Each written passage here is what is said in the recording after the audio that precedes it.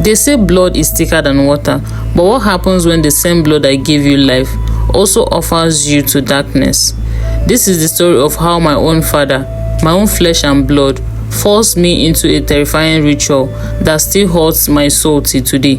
A ritual that involved a snake. I grew up in a small village called Uduze, deep in the heart of southern Africa. My name is Neema. My mother died when I was 5. All I had left was my father, Baba Kalu, a quiet, strange man. He was respected in the village but never truly loved. People said he was a powerful herbalist. Some called him a healer. Others whispered that he was something darker. I didn't understand it at that time. To me, he was just Baba, strange, distant, but he gave me food and clothes. He never smiled, never played, and I was never allowed near his shrine, the little mud hut behind our house. He warned me, Neema, never go near that place. If you value your life, stay away. And I obeyed for years, but everything changed on the night I turned 18. On the eve of my birthday, I started hearing whispers at night, not dreams, real whispers. Something like a snake breathing in my ears.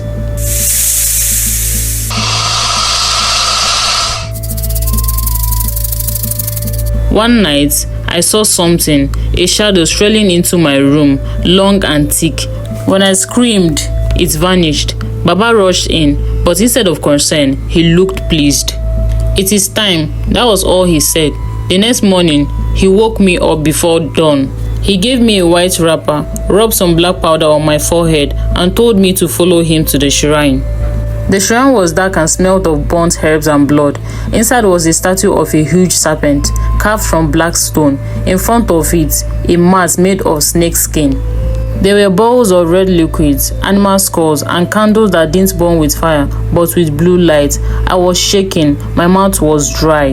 Then Baba spoke words I couldn't understand, some kind of ancient chant. He started dancing, slowly like a possessed man. Suddenly, the ground started shaking, and from behind the statue, it appeared a real snake, huge, black as night, eyes glowing in red.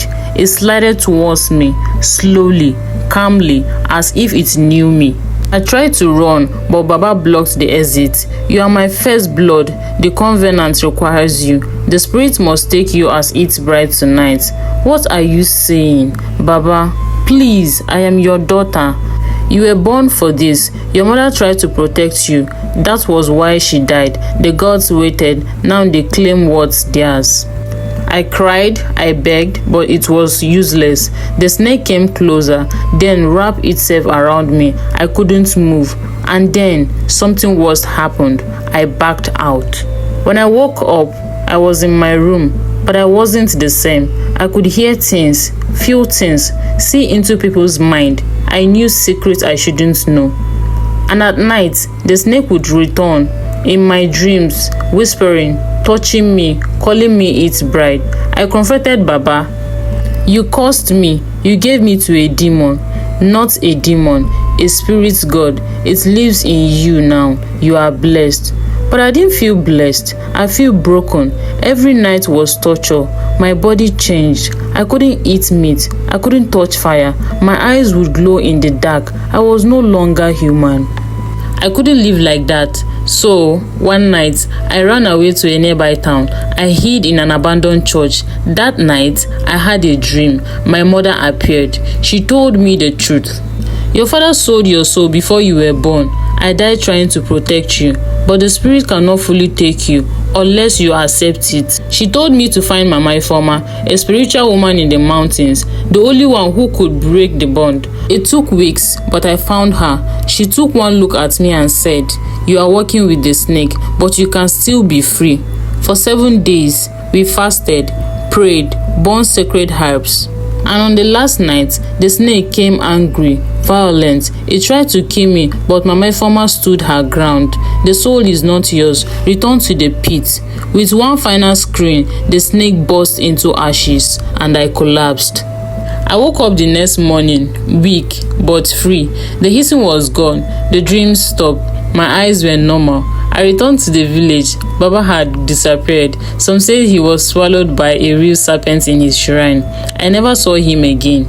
Now I live in the city. I don't tell many people my story. They will say I am mad, but I know the truth. I sleep peacefully now, but sometimes, just sometimes, I hear a faint hiss behind me and I remembered. If you think evil only exists in stories, think again. This world holds secrets darker than the night. Be careful what you inherit. Not all gifts from your parents are blessings.